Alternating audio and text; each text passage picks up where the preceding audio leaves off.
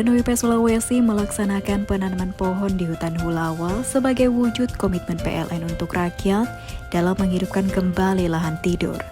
Dengan dukungan pemerintah dan masyarakat, kegiatan ini diharapkan mampu menjaga ekosistem dan memberi manfaat ekonomi bagi warga. Karena setiap bibit yang tumbuh membawa harapan bagi lingkungan yang lebih hijau. Download Tribun X sekarang, menghadirkan lokal menjadi Indonesia.